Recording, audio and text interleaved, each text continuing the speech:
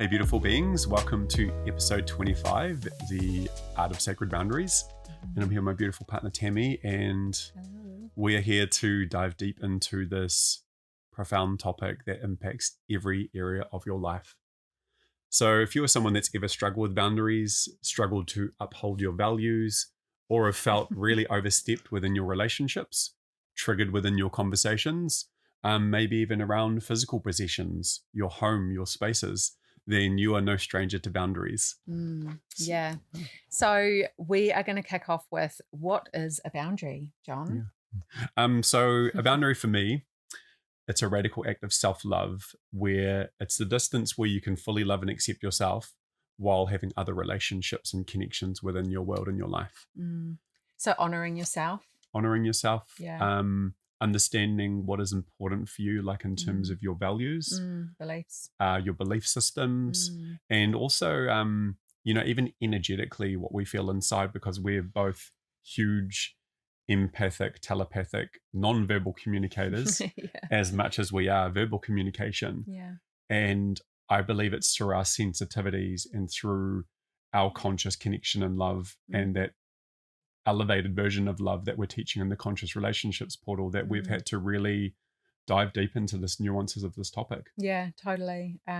Becoming really discerning on, what is good for your energy and what's not, which is really powerful, because that's where you can actually start to learn how to set boundaries and even what a boundary is for you. Because I know that my experience was I was never taught what a boundary was. I didn't know that I was allowed boundaries even. So therefore, what could have been boundaries for me were overstepped in every possible way. And then when I did communicate my needs or my desires or how I wanted to be treated, it was still overstepped because I had manifested someone that was, in that energy anyway. So it was great learning. And so, learning. What happens as we're working through our monthly portal themes? Last month we talked about emotional triggers and what those signs and cues are in the red flags and green flags, and it's very closely related to our boundaries and expression as well. Yeah. And so, there's not just one or two areas, like there's really a few key areas of life in which we can experience boundaries. So that relates everything from our physical boundaries, emotional, mental, sexual, spiritual, even spiritual, like outlook, belief systems, that kind of thing. Yeah. So even time boundaries, like, a lot of people are not even really aware, but in our modern society that's been taught to work longer hours and be more connected online and on call, so many people, including myself, really struggled with top-down energetic dynamics of kind of bigger companies and what was expected of staff or bosses or line managers. And, that was where my health journey originally started, like related to my chronic fatigue and glandular fever, because you didn't feel you could uphold and communicate your boundaries, or it was almost like, even I remember going all the way up to the film industry, and it was almost like a guilt, shame, or judgment if you needed to have the weekend off at the time that I was working there. And so I know a lot's changed in those industries now, but it's like we've come through that cultural and systemic imprint of basically our energy is a source for others to tap into. And that's where we have learned and grown through so much, right? Yeah. And being really discerning around who gets your energy and who doesn't, because you get to choose that. And that is radical self-love. It's not selfish. Being selfish would be not caring for, the planet or people around you. But if you cared for someone, then you would absolutely want them to respect their own energy and be well, right? So radical self-love. And so that, I guess, related to our parental role modeling and a child memories, a lot of us struggle with boundaries and knowing or maintaining them because we have had siblings or parents, one or both, or family in-laws that have really overstepped boundaries. Every week we are helping people that have come through not one layer, but many layers of like small and big traumas in their life. And in every single moment that we go back to through inner child work, regression, and healing, we're literally on some level addressing and dealing with where a boundary was overstepped. Yeah, totally. And if you think about, the mums that were the people pleasers, the peacemakers, they did everything for everyone, so that to me speaks volumes of I don't have any boundaries. And at the core of that is I'm not good enough and I need to do everything for everyone in order to be loved. So there's some big underlying beliefs around that lack of boundaries. And then there's the people that would take advantage of that person as well. So they are the oversteppers of the boundaries, right? Like, yeah. And if I think back to when I was learning about boundaries and having to start to communicate my boundaries, because of course we can't expect people to be mind readers, and we do have to get really good at expressing ourselves and communicating what it is that we need or want or don't want within our relationships. So, with family, with our children, with our partners, with our friends, and simple things can make a huge impact on your energy field. So, for me, it was around friends or family just turning up at my house when I worked from home. So that needed to be a boundary for me because I kept getting interrupted within my work that I had back then. And yeah, so that was huge for me. Boundaries with exes is really important as well, because especially if you've had a relationship that's been quite toxic, and you've had that person that has overstepped boundaries constantly, they will continue to do so when you're apart, probably more so. And so this is the time that you really need to step into your power and say no. Um, as a woman, yeah, the sexual boundaries, saying no and not needing to explain why. A no is a no, and that is all.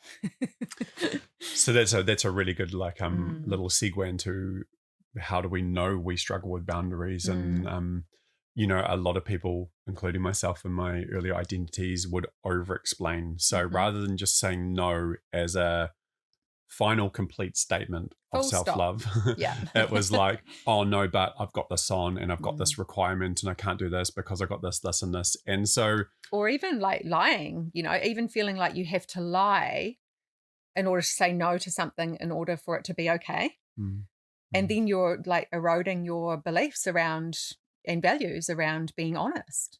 Like there's so many intricacies to it.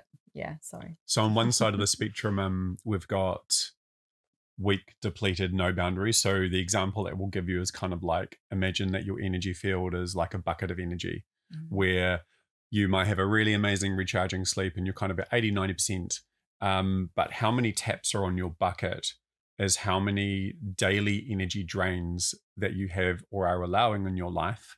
And many people might get a little bit triggered when we say, like, what am I allowing? It's like, well, I don't allow myself, like I would choose a different job if I didn't have to go to work 5 or 6 days a week. I would choose different, but then they're still choosing to stay in there. So we always have a choice. So, like basically think of the top few areas in your life as taps on your bucket. And then kind of we often have to ask ourselves, how soon in my day does my level drop? And what are the key drains in my life that are causing that drop? Like in that, there's going to be a belief system behind that drain too. So for example, the example you just gave around like motherhood, like there's so many things that could just play out for mother or fatherhood, like around, oh, I have to be there for kids. I have to do the drop-offs. I have to get the lunches. I have to make sure everything's sorted. The house is clean, but really, how many of those things are a true requirement versus how many things are imprinted within your programming of this is what it should look like if I uphold a certain gender specific role or home role or family role. Yeah. And I guess that's where a boundary would come in around communicating with your partner around the energy depletion on how much you're taking on, and how can we work together as a team, because this household is, it's not just the woman that needs to take the responsibility for everything. A man is just as responsible for all of the things within the house. You don't move into a flat and one person does everything. Everybody contributes, because you're all responsible for your own lives. And it's the same within a partnership, right? But we have to communicate as women. It's really important to learn how to communicate where you need help. And then if your partner, if you had that conversation and your partner then just continued the same behavior, that would be a red flag for me. That would be I'm communicating my needs and desires, I'm setting the boundary, and I'm not being heard, listened to, or respected. Yeah. Cool. So, and equally on the guy's side, many of the guys have come through this generational roles of expectation, obligation, provision, survival. Like, the very tribal instinct has been triggered through many of us right now, especially since like the pandemics and the lockdowns and that sort of thing. It really got to the core survival, like primal mechanism of what makes us as human beings. And so many guys are also alternatively stuck in roles, obligations, support, when many of them are wanting a shift and a change to be a way more connected father, to be way more hands-on and have the different experience, not like their fathers were that may have been never around from them. So again, we've done so many, like hundreds and hundreds and hundreds of sessions where we're regressing both the females and the males, and no one has ever said I had too much time from my parents. Like every single time we are going back, because there's like dad's come home from work, he's angry, he's frustrated, he's emotionally overwhelmed, and he might be drinking. And, as a way to self-soothe and self-medicate, and vice versa. Mum may be at home cooking, cleaning, doing all the home chores, also drinking wine or smoking or whatever it might be, as a way of a coping mechanism. But neither of those old traditional role mate roles are surviving in this new energy. And so we're all being asked to kind of step back, take an internal look at what we're holding as belief systems or programs and imprints from our parents in childhood. What's no longer serving us, and what do we need to like take a quantum leap and upgrade in terms of our program and paradigm? Yeah, totally.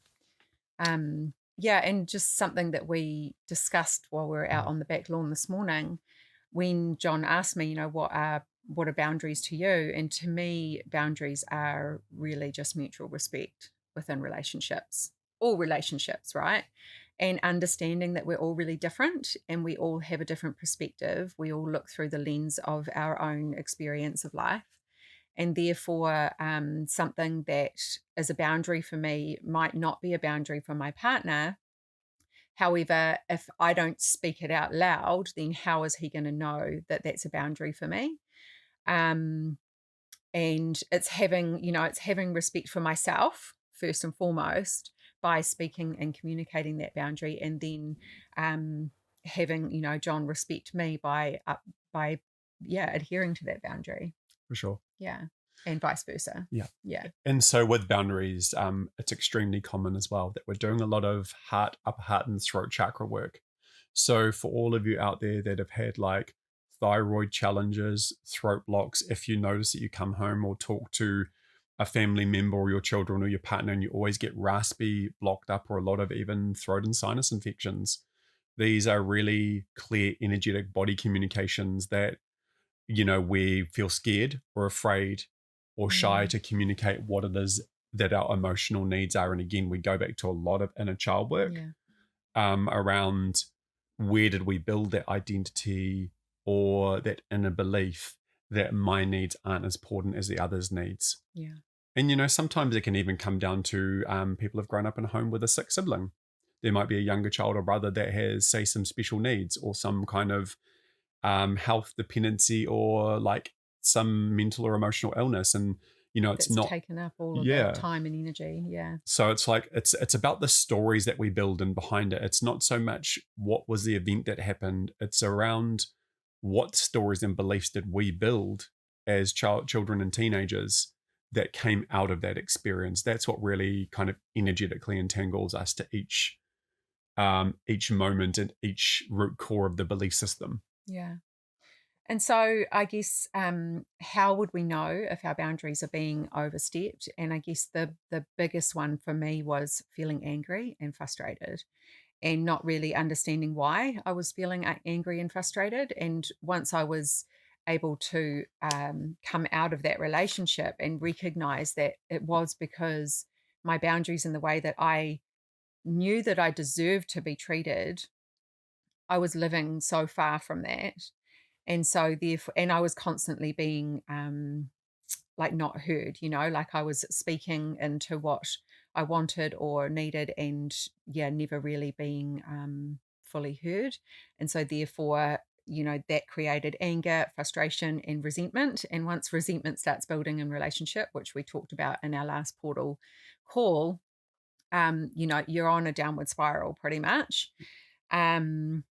Yeah, So basically, when we're talking about, because there's the verbal cues, but then there's also your non-verbal cues, and this is what we're huge on, being like highly attuned empaths, is there's so much energy and information that's exchanged non-verbally. So you just mentioned your emotional triggers. So Tami identified that she might feel angry, frustrated, resentful, and even blame. And if we let that go long enough, it actually turns into anger and hatred. And so those are basically energies that we are holding in our field towards one or many people.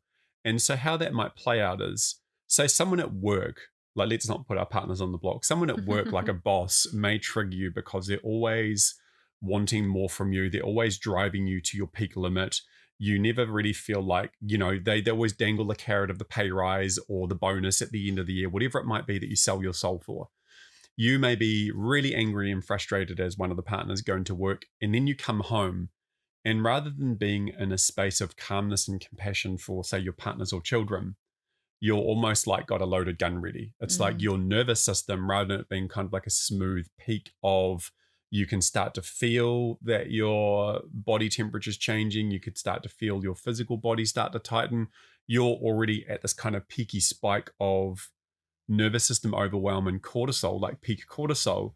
And so then when you actually come into the exchange of coming home, if you haven't consciously disconnected or disassociated from work and had a clear boundary between work and home, then basically all your partner and your kids are getting, or your boyfriend, girlfriend is getting, is basically this burnt out, emotionally unregulated, short, defensive version of you, which is basically the bucket's totally empty, it's bottomless, right? There's nothing left.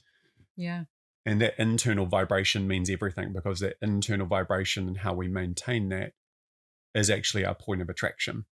Yeah. And then we're just going to attract more and more, and then our belief system starts to adapt and change around, oh, this is just the way it is, same shit, different day kind of attitude, suck it up, get on with it, the project will be over soon. The victim kind of mentality rather than the empowered mentality, which would be, okay, I need to set a boundary with my boss. Yeah. And I need to say, no, actually, I'm not going to work late every single day of the week, and coming to even a compromise and saying, I'll work 2 days late or whatever it is. So we really talk we're energy healers now, but it's amazing what you get to experience within the corporate culture as well. Because, I remember there was so many times where I would just look at my timesheet that we had to fill out for every 15 minutes. And I would just feel this pit in my stomach around, I don't even know where half of that time went, because people would continually keep coming up and interrupting me. And as they say, if you get interrupted for even half a minute, it actually delays your process and able to reconnect with that task by at least 15 minutes to 20 minutes, to get back into the flow. And so, because I didn't know how to communicate my healthy boundaries and I just kind of did what was my role, I always overextended myself energetically. And that's how I became energetically overwhelmed and depleted, because I kind of had got myself into such a space of high knowledge and, working with many, many people. But then I didn't have any understanding of my own boundaries or where my energy was going. Yeah. And can I, because I'm just visualizing this picture that you're painting. And can I just add, like when you're in an environment where everybody is in that same energy of not having boundaries and not speaking, communicating their boundaries, then you're almost in a depleting environment already, you know. So, and we become what we surround ourselves in, right? So that would be you know, so important on that radical self-love to actually release yourself from that whole environment, and also the environment of, you know, the boundaries with the boss. And totally. yeah. And there's many examples from that, like so what, sorry, just with that point that you just made beautifully, so what Tami's saying is there's a domino effect. So, and they're proving this like nervous system neurologically wise now, like our nervous system and chakra energy field remembers every single moment of our life experience and beyond. And we're now becoming highly aware at how all of this information holds within our field and our nervous system. And so even if you are someone that is quite sensitive or empathic, and you work in environments that kind of have a high stress or a high demand or a high expectation on you, if your boss or further up the chain is in a hierarchy or a structure where they're getting pressure put on them to perform and achieve certain bonuses or KPIs, which are key performance indicators, and then that boss hits it, they get a bit of shit, and then they start pushing it down to the lower levels, then, you know, like, you know, we used to have all sorts like bonuses withheld to the end of the year just to make sure that we were kind of doing good, even though we'd already done the hard work. We'd already sold our soul for like 6 months of the previous year leading into Christmas. But then they would offer you these kind of dangling carrots in order to basically deplete and take your energy for profits. And so, you know, I really feel like this boundary is definitely a new earth conversation where we're spiritually and multidimensionally becoming aware of the impact of how one or two people that are toxic, draining, or in the hustle culture can definitely impact the energy fields of the whole team and an individual. It trickles down, and it's the projection as well, right? And I guess you know, it's like one bad apple in the fruit bowl will ruin all of the fruit, you know. So that's probably a really good point for, you know, someone in a corporate space, and having the boundaries around their leadership as well. But let's even take it, say, to a personal level. Let's say that you are a business owner or a solopreneur, or you own your own business like we have. There's been so many times over the years where, you know, energetically we may feel depleted, just because, say, we've taken on too many people, or we've fitted in people after hours or on the weekend when we hadn't had our proper rest and recuperation. So, you know, the boundaries that we have within ourselves are super important, because if we're holding space to teach others about boundaries, then we need to really make sure that we're in check around our own energy as well. And that kind of flows into, you know, not having a boundary is eroding your own self-trust and your belief in self, that you're worthy of having these boundaries. Should we talk about, like, flowing on from this, what about boundaries like with family, right? Because it's the same thing, and often family, how we relate to our family is often what we will take into our adult world, like in terms of into the jobs or into our... Well, family is basically our blueprint too, you know, like we have been role modeled from our family what it looks like to be in, like, to relate to the world, full stop. So that's with humans, with everything. So that is the imprinting. And when we start to have different values to what we've been brought up with, i.e., you know, start to set boundaries, it can get a little bit crunchy with family members that have always had their way or done whatever they've wanted within your energy field. As soon as you start to set boundaries, they can get aggressive, upset, aggressive, attack you, or even shut you out. And you know, and so being okay with that, because what that actually says is, I don't respect you. I am there's a lack of self-respect within them, but also for you. Because if somebody truly loved you, then they would love and respect that you have a healthy boundary for your own well-being and good of your life.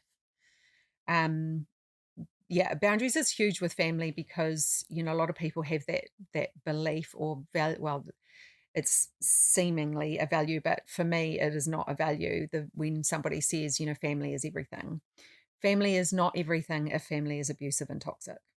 For sure. So that is not a value. And if it is, then it's probably one that's not serving. But that is a huge imprint though, isn't it? Like, you see it through all the movies, like even like I think like the Fast and the Furious, where they're like, yeah, family's everything, but we'll go commit crimes and we'll go like, like do everything under the sun as like kind of illegal activities and drug dealing and whatever it might be, arms dealing. But so we are very systemically and culturally conditioned around this idea. It's really confused our understanding of the tribe dynamic. It's very much made it much more a dictatorship and obligation and expectation and what we call the martyrdom energy. So martyrdom energy is where we self-sacrifice and always put others first at the expense and the depletion of our own soul and spirit. And so this is like 95% of our clients have challenges around this shadow. The deep root call is actually to do with imprints of not feeling enough, not good enough, or not worthy enough. But the way that plays out in the mirrors which we attract in our family members is people always demanding and expecting from us. Yeah. Like, help out because it's family. Do this because it's family. Overextend yourself because it's family. Like, lend me money. Like, we've got, sons and daughters that have been supporting their parents for like 20, 30 years. And the amount of anger and frustration, resentment within them because they not only supported them financially or with a home or security or safety because their parents made really poor choices or got stuck in cycles like gambling or addictions or alcoholism. But they literally, then there's the whole other side of their shadow and feel that what did they give up? What did they not experience over those 20 years when they wanted to be traveling the world or when they wanted to be having their own relationship? So, that's where the self-sacrifice in that becomes really, really heavy on the spirit. And hope that makes sense. Yeah. I had something there and it's gone. So it's not just the direct impact of, and I notice this all the time, like within my own internal voice. You guys have all got your internal voice.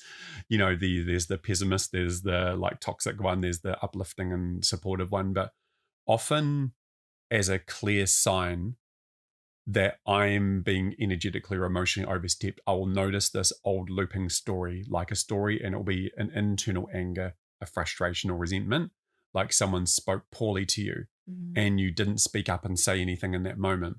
Generally, you'll go away or off into the car or leave that environment and notice the story running. And if you can catch that story and build self-awareness on it and then take that back to the root core of where that might have first started or where did that energy first start, you can have really big breakthroughs. Yeah, totally. And that's what we've been doing in the Conscious Relationship Portal. Is using those energy techniques and timeline therapy and regression work in the group setting to help people access what was the original root cause of where they started that behavior or that thought pattern or belief system. And just coming back to family, like the boundaries around in-laws as well. And like, again, we have this potentially like guilt and shame put upon you for not performing how somebody wants you to perform. Whereas if you do need to discern on your energy, or if you've had a big week and you need some downtime rather than going to a family event or whatever it is, you are allowed to be in that. That is that beautiful radical self-love. And like speaking into that with our partners around, like it's not okay to put your partner into a space where they may feel wildly depleted or or their boundaries may just be overstepped, really wildly within that space and within that that household or whatever it is. Same with children, like parents, and this has been myself as well, like if you're not setting boundaries, then you're enabling behavior. And trust me, if you do that when they're young, then it only becomes more prevalent when they get into those teen years and the hormones are going crazy. And, so having those really clear boundaries around, this is my house and this is how we live in this house. And so these are our rules and boundaries around that. And also teaching them how to have boundaries, because when they go out into the world, you're going to want them to stand up and go, oh, actually, now that doesn't feel right for me.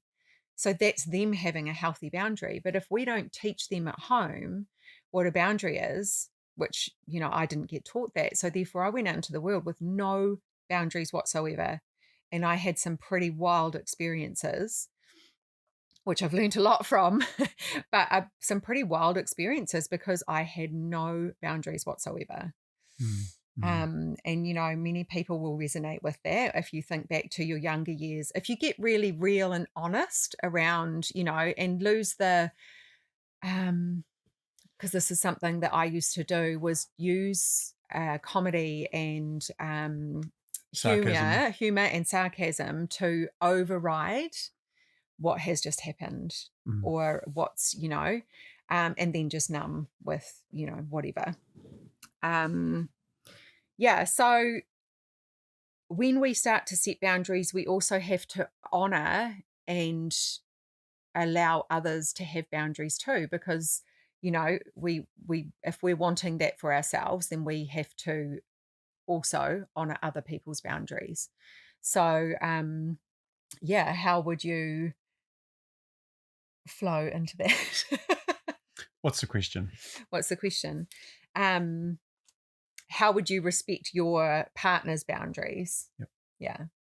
Well, so like, for example, like being aware of when we get triggered, I think is a huge thing. Yeah. Like how we talk about this verbal and non-verbal communication. So I really feel that developing your own internal guidance system and your own sense of understanding your energy and your truth is really important first and foremost, because if you don't understand that within yourself, then you can definitely not understand that within someone else. Yeah. So I feel like we have to know ourselves first. Yeah, and that's a really big point. Yeah. Yeah. And after like, I guess, the more challenging roller coaster years of relationships and marriage that I went through before we met, I guess primed and taught me and helped me to understand what was my energy versus what was not my energy, because you don't know what you don't know. And I didn't know that I was really empathic and had these other gifts that were trying to come online. I was just more in the victim consciousness state of those sensitivities. So if I think seeking to understand, so that was a clear statement that we used for last month's portal around triggers. With every communication, if we literally speak those words, like I'm seeking to understand, or I'd really like to understand what you're trying to communicate. Like I understand that you're triggered in this moment, or that your body's gone into fight, flight, or freeze. Take a breath and create some sacred space or a separation for like 5-10 minutes or half an hour, and just communicate that, you'd love to come back and understand what's coming up, because it's not our role to be the crystal ball gazers, but it is our role, even if, like, say you're triggered, for an example, because I've overstepped a boundary. It's not my role to be the crystal ball gazer to understand how you might have been triggered, because some of the things are not so obvious. Some of them are quite nuanced and subtle.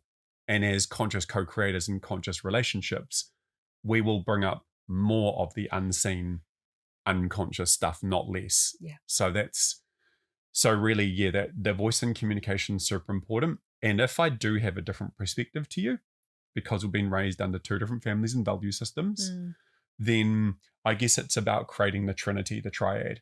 So you've each got your unique points of view, but then there's the third state, which is like almost the higher co-creation state of Where mutual understanding, love and respect, and seeing things from a broader perspective rather than making it personally about us. Also just accepting that we have different perspectives, and that's okay. Yeah. So not taking things personally too, eh? Yeah. That's super important, because often, even internally in our minds, if someone does get triggered, or they say, oh, hey, I need some space from you, or I need some time out this weekend.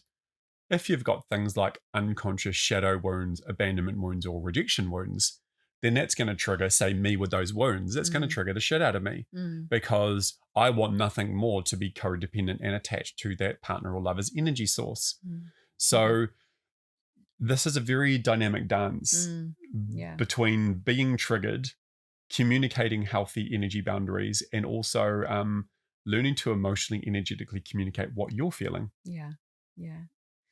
And something that's just that I remember, when I was learning how to set boundaries was, it was really helpful to have John on my side, especially when it was to do with my family or my ex or even my children, was this little reminder of, like how it was feeling in my body. When I was allowing something to be overstepped and I didn't have the energy to deal with it. And so, like I didn't have the energy because my boundaries were being overstepped.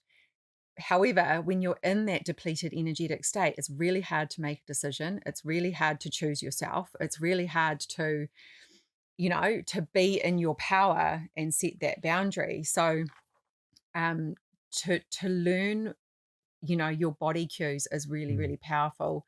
And that was, where John was this incredible kind of gentle reminder of, how does that interaction, how does that feel in your body? And it's like, oh yeah, okay, I fully just allowed that because I didn't feel like I had the energy to speak up and to be clear with my boundary. But the roll-on effect or the ripple effect of that is I've just enabled somebody to overstep my boundary. So therefore I've actually taught them that that's okay. Yeah. And so therefore they're going to do it again. And, with some people, if you give them an inch, they'll take a fucking mile. So, and, there'll be a lot of people out there that will resonate with that, with, with ex-partners that have been quite overpowering. And so there's a big power dynamic happening. And if you are in a relationship where you struggle to have boundaries, understanding that we do have to build ourselves up. We do have to build that self-esteem up and that self-love and create this energy within ourselves so that you can get to a point where you can start to, speak into your boundaries and actually, because from a low energetic point, we really, it's very difficult. It's difficult to leave those kinds of relationships too, because you don't trust yourself. You don't believe that you can do it on your own. You don't, so really finding outlets that are going to build you up and honor your energy rather than deplete it is really important. So those boundaries around who you spend your time with, being discerning around your energy is really, really important. Yeah. So that's I guess that's one of the key signs. We had that question of like, how do you know, like, if you're constantly overstepping? We talked about the triggers and the body cues, but like your energetic field, if you are someone that is constantly getting unwell or sick, which has been a cycle of a lot of clients recently because they're in relationships that have been really long-standing, 10 plus years of a misaligned relationship. And not only that, a lot of gaslighting, and not a narcissism, a lot of tolerating codependencies, actions, behaviors. And so even the idea of always tolerating, diminishing, or downplaying has been a huge, huge theme with our clients over the last couple of years, where, like, again, even in the regression, they're like, oh, dad wasn't that bad, or mum wasn't that bad when she was bedridden or on pills, or dad was drinking or fighting with mum and dad. It's like, no, that is that bad, and we need to stop diminishing and downplaying what are really profound experiences at a younger age. Because remember, you can't look back in your adult mind and say, oh no, it wasn't that bad. And so often we develop those trauma adaptations that we talk about, which is where you kind of develop stories which make it seem like whatever was playing out within the environment or within the relationships that you were experiencing were okay and acceptable, but they weren't. And so, like you said, even dishonesty, lying, distrust around money, body safety, because anyone that's had any form of body, physical or sexual trauma, often they'll go into lives and into their adult relationships from teenage onwards, where they will be giving away their body, like they will be unconsciously choosing partners that are married and unavailable, because that will never feed into their wound that I'm not good enough or I'm not safe. So it's a really big distortion that happens within our field. Yeah. Where we don't even realize what we're doing until we just get so sick and depleted of the cycle or the pattern, or we're just energetically on the ground. And so lethargy, sickness, unwellness, no motivation or spark, those are clear fire signs that your energy field has massive holes in it or cords going to other people, and that you need to do a massive energy clear up in order to reclaim those parts of you. Yeah, I would say that boundaries is a massive part of spiritual hygiene, which we are both very big on within our relationship or relationships out there in the world, and being very discerning on, who gets our energy. And the boundaries, I was just wanted to add to the sexual boundaries as well, like really speaking up if someone is inappropriately overstepping a boundary for you, a physical boundary or a sexual boundary, when it's, in a laughing, like jokey context, or, it used to happen to me a lot in my younger years, and, it would be laughed off. But I look back now and think, oh my God, like I just had no boundaries. And that was the reflection that I was getting, was, these men just being rude and disrespectful and inappropriate, and actually not just men, women as well. So, really getting really clear on what your boundaries are and how you want to be treated. And I feel like that's probably how I came about to understand what my boundaries are, is what it feels like when I'm treated a certain way, and then speaking that into, or not going to those places, like, I don't go to bars because, oh yuck, like the energy is gross. But you'll get that energy in those spaces, because it's just like free for all, like there are no boundaries. And we don't realize it at the time. But again, just through thousands and thousands of regressions, like the amount of times we've gone back to the first time where a client has lost their virginity, or was at the ball or the dance and someone's overstepped their energy, or they might have locked up mid-act and realized that that's not what they wanted to do and they didn't want to be in that situation, or disembodied or disconnected.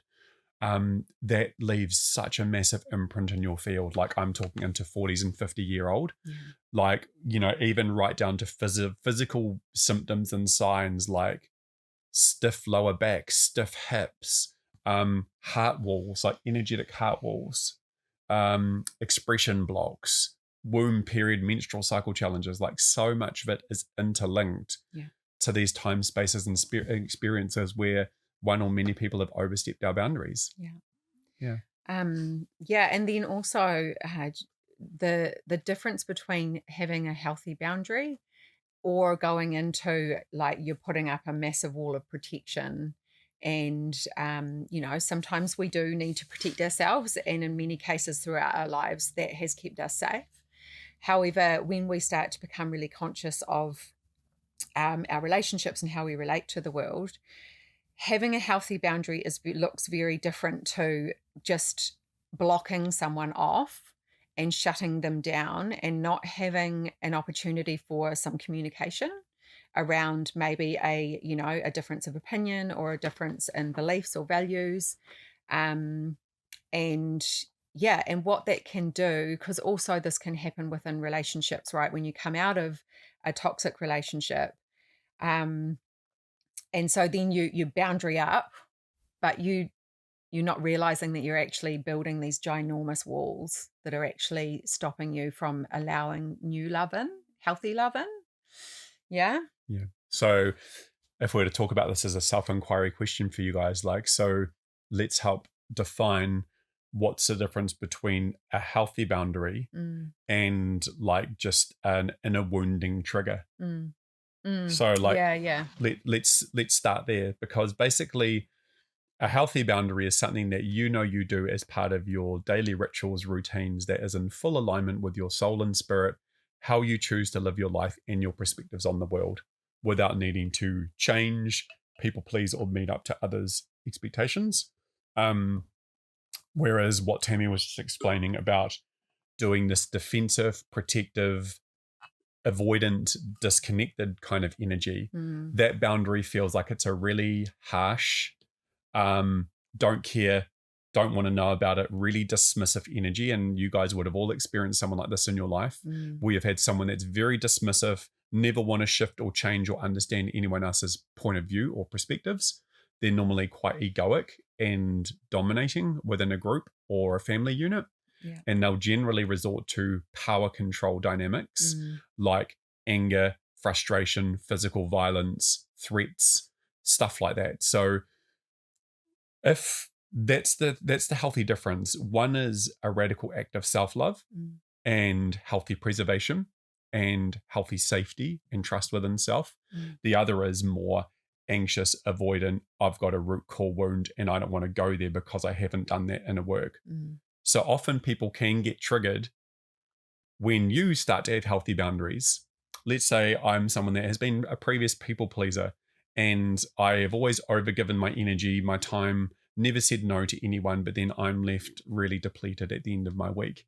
If that's me and I start to have a healthy boundary, but Tami as a partner or friend's gotten used to the version of John that's the people pleaser version, gives. Then we can have fights and conflicts because so if you're trying to anchor me into the old identity, but I've shifted my identity to a brand new self-understanding and self-realization that I don't want to play that role anymore. Yeah. So your partner might go into, wait, what do you mean you're not going to do that for me? You've always done that for me.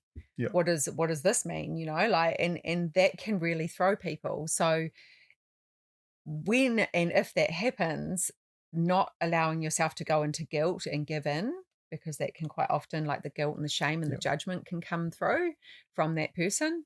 So allowing yourself to just, sit with that and just be like, yeah, I'm not going to feel guilty for choosing me. Yeah. Yeah, for sure. Yeah. And those emotions, those emotional cues, like if you are someone, like even talking about like say boundaries and sexuality and stuff like that, if you are someone that, male or female, that struggles to communicate your emotions or that struggles to say no, or like the amount of stories, unconscious beliefs that have come out of my female clients around faking orgasms, just giving their body away in order to not rock the boat or to keep their partner happy. Like even things like, them feeling really big pain internally, even like, even we've had that experience, anything. right? Where we would be, say, in the middle of an act or intimacy and something will come up mid-experience. But had we not slowed down and taken the time in that moment. Well, and it's been a safe space for me to express that in this relationship. However, in past relationships, not so much, because there is that expectation or that obligation of, and the lack of boundary again. Yeah. So this is a little conscious nugget that we're going to drop in right here. When you get in a really loving, trustworthy, supportive relationship, it does not mean that stuff's not going to come up. It means that more stuff will come up because you have both chosen to consciously co-create and you both have had past relationships and experiences that are probably ready to be healed through the power of your love and support. Yeah. And so that's what's really, really powerful. And again, it doesn't have to happen. Like, let's say you're single, for example, at the moment, or you've been divorced or you've moved on, but you're still holding on to old past hurts. You don't necessarily have to continually go back in the dating market or continually trigger yourself or put yourself into an unsafe or unhealthy, like trying to manifest a partner dynamic. You can literally get that learning, growth, and mirror through people to hold that space for you. Like you can heal so much within one-to-one sessions and regressions and somatic work And then you can take that higher elevation of love, trust, and safety into your... You're going to attract a different type of person because you'll be in a completely different energy, right? Like if you go straight back out of one relationship and back into the dating world or whatever, you're still attracting from the old stories. So really releasing those stories and getting really clear on your energy, who you are, remembering who you are and your power, and learning around what your boundaries are, and then you'll be able to pick up those red flags really quickly, and you won't be wasting time on people that are going to end up draining you. Like it's really, spiritual hygiene is something that it's a high value for us, for sure. Yeah. So we've talked about sexual boundaries. We've talked about like emotional boundaries, which is where we need to come forward and lead with vulnerability and talk and speak from our emotions rather than being mentally in the head of I think statements. Really coming in body and say, like, I feel in this moment.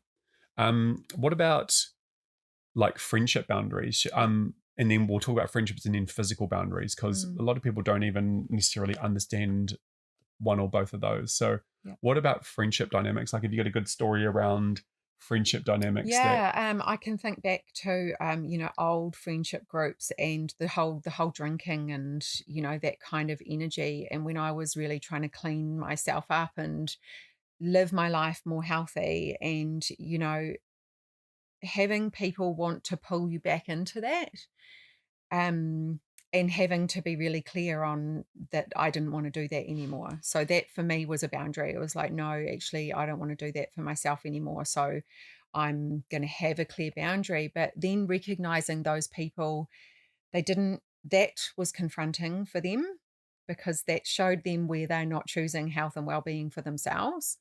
And so they want to pull you back in, and there's that bit of peer pressure even, around like, oh, just one drink, just a couple or whatever, and, kind of pulling you back into that energy. And I went through this push and pull energy for quite some time before my body just went, nah, no more. Like, and that was actually like, the letting go of those relationships. And I chose radical self-love. And I'm so glad that I did, because I have just gotten healthier and healthier and healthier and more discerning on my energy and, what I want to do with my energy and how I want to live my life. Because we can get really stuck on, oh, but I've known that person for my whole life. Like I'm obligated to them. Well, you're actually not. You're obligated to yourself. Yeah. Because who's living your life? You are. Yeah. Actually, that's an important one, whether that's friendships, sibling relationships, or parent dynamics. Another key theme that's come through a lot of people that have not followed their dreams or their passions, like they might come through in a later, like now in their 30s, 40s, 50s, and they'll be like, I really am struggling with my purpose and my passion. And again, when we look back at their story of their life and realized where and when they gave away their power or their level of being loved and accepted by mum and dad, like so many clients have come through, and even in myself, where we wanted to be enough for mum and dad. We're always trying to prove or justify or achieve to feel or know that we are enough. But then they realized like they didn't do their veterinary degree, or they didn't follow animals and horses, or whatever that passion might have been, or their art degree, where they went into something more commercial. All of these are examples of where we kind of didn't really have a healthy boundary around what drove us and what we felt really inspired to do as a young child or a teenager. And we let others' opinions, perspectives kind of come into our field. And that can be really distorted as well, because, we're basically living their life for them. We're repeating, and because our parents may have not had the same freedoms. Comes in, right? Yeah. Physical.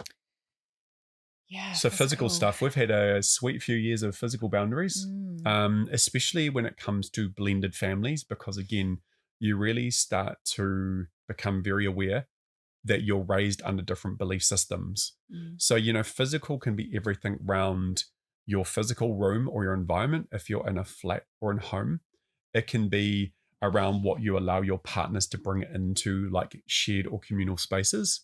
It can be around how flatmates treat, lose, or break your stuff. Like we've all had flatmates or people that we've lived with where someone hasn't got the same value belief system around looking after your own stuff or your own gear, or they just take, they just borrow, take, and never return it, or break it and never replace it. And so those can lead, that's when normally can lead to anger and frustration. Frustration, resentment builds. Totally. And so, you know, I've had some massive learning opportunities over the last kind of 4 years, 5 years around the idea of my physical boundaries, because for me, whatever we had growing up was super important. Like we didn't really have a lot of new stuff. So if you did have something that you worked hard for, or that you put your time and investment into, it wasn't about the quantity that we had, but the quality and how we associated our understanding of value, like the value of hard work, the value of purchasing something for yourself, or a BMX bike or a camera or whatever it might be. So,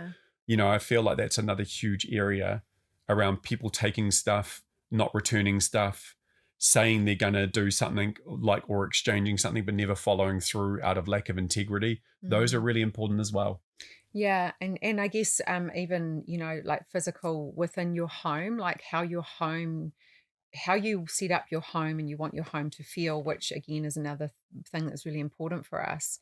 And, you know, around home feeling safe and feeling calm, and, you know, so, you know, having that boundary around, you know, drama or whatever it might be coming into the home, coming into your physical space.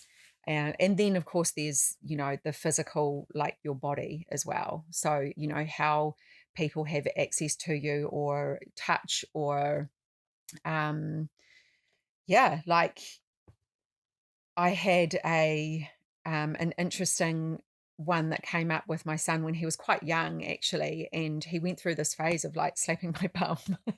And, you know, at first I thought it was kind of funny and it was just like I laughed it off. And then I actually realized that actually it didn't feel right and I needed to set a boundary.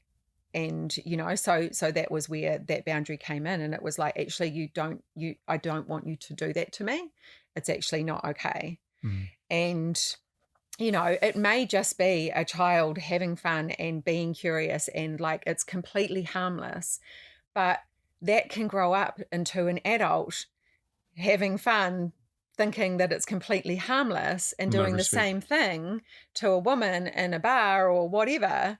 And then how does it feel, right? So it is really important for us to recognize how this, especially as parents, you know, like how could this, if this behavior carried on, what would that be like in 10, 20 years time?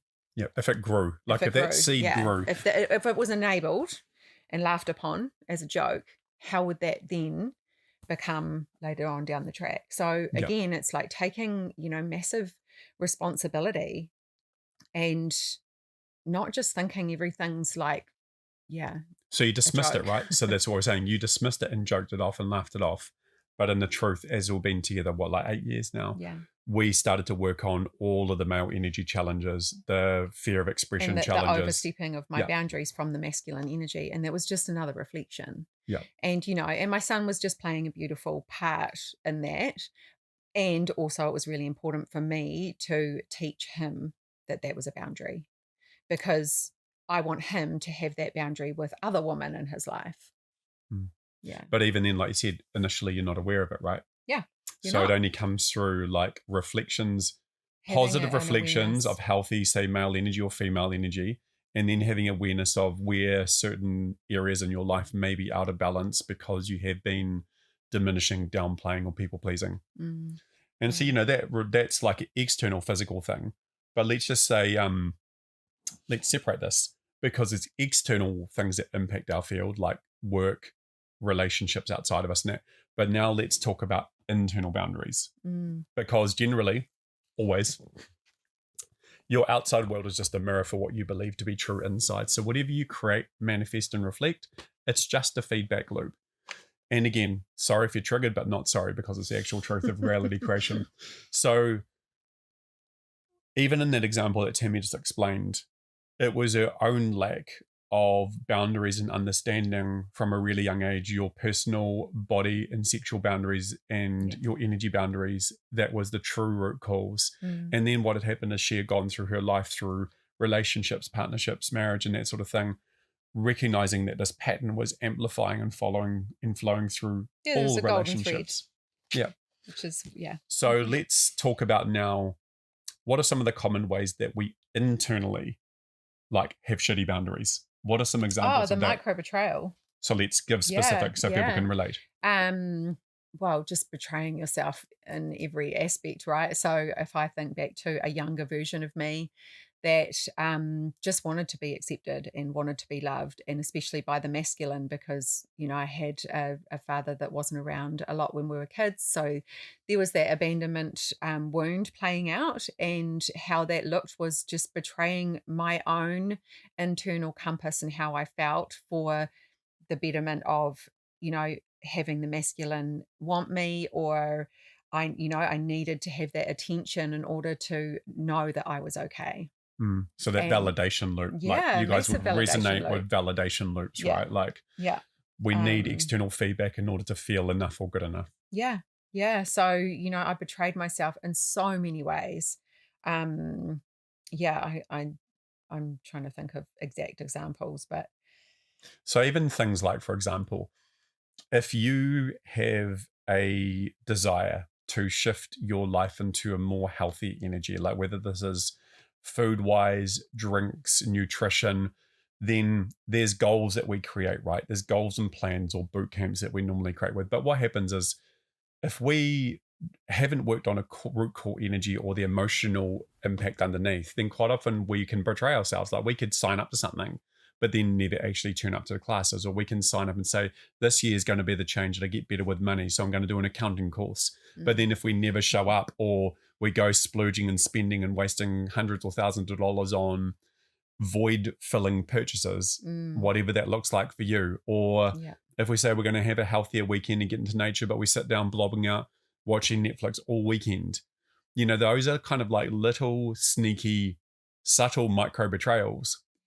But if you combine all of those points and connect the dots, they all add up to a greater overall lack of trust, lack of safety within yourself. So we can often be manifesting, creating our own self-betrayal, which then attracts a manifest betrayal through other people or people overstepping our boundaries. So totally, which is what I experienced, because I had that micro betrayal, so much within myself, and then I manifested a husband who, betrayed me on a micro level every day by saying that he would do things and not following through, ever, or, saying he would do something and then doing the complete opposite. Or we would have a discussion about a big thing, like a big purchase in our business, and it would be that the discussion would be like, no, we're not there, we can't afford that, and then he would go and make that purchase.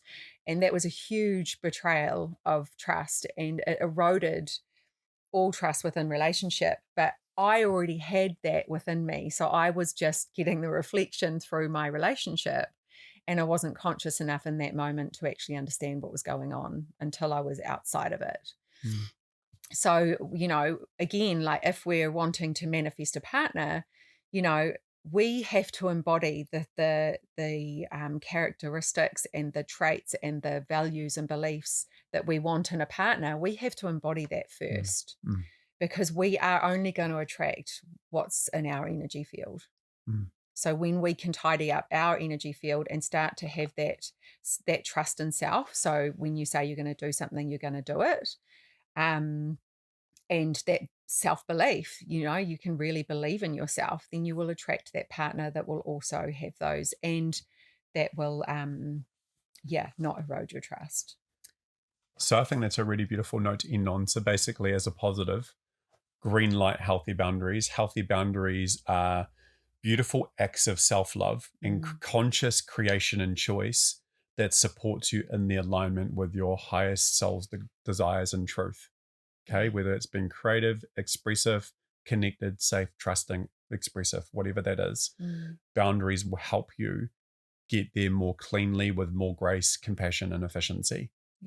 It's when we don't have boundaries and ignore the red flags, downplay, dismiss, or get defensive and stay in the hyper independent heartboard phase, that your road, path, and your manifestations will become more challenging, more confrontational, and you'll just keep getting more and more mirrors, whether it's through adult level or children level reflection. You will get those mirrors.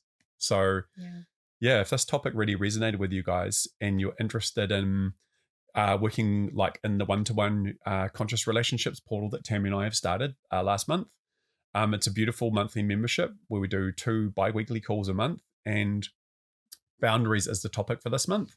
So if you want to go deeper, energetically work with us to help clear, release both belief systems that you're consciously aware of, but more importantly, bringing the awareness to what's unconscious. Yep, the unconscious blueprints and what you've been shown in role model. That's where our talents, our empathic gifts really shine, and we're going to be getting into that next Wednesday as our call, the first call. So you can join that as a one-off call, as an event, so a one-off ticket, or you can join the portal and then you'll get 2 calls per month for the same price as one ticket. Double the value. It's really affordable, really accessible, and literally like quarter of the price of one of our sessions. So if you really want to, it's like buying a coffee every day, or not even that much. For some powerful self-reflection, and because the key to being in conscious relationships and having conscious relationships within your life, or having more consciousness around who you are, is that self-awareness. That is the first thing, because if you're not aware, then how can you fix or change anything? Yeah. And then once we do become aware, that's where the portal really kicks into its own. It's a high potency energy healing container where we choose the theme, and then within your own personal life and that of the groups, we will go back to get the root cause of those specific themes and challenges, so that you can literally liberate and jump quantum timelines into a version of you that is no longer entangled to that root cause challenge. So that's a really key difference of what we're offering, is just a high potency container.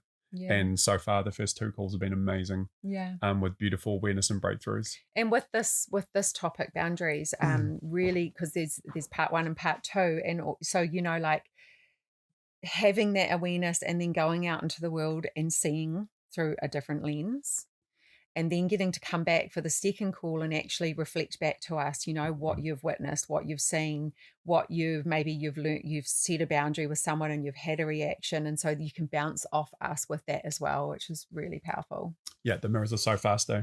The speed in which we work is not slow. Like, be prepared to not have an experience that's like anything else. It's we work pretty quickly. And our energy is pretty intuitive and on point when it comes to uncovering what's in your energy field. If you'd like to know more about the Conscious Relationships Portal membership, there's more information on www.introspecthealing.com, and you'll find the link in the top menu, Conscious Relationships Portal. We'll look forward to seeing you there.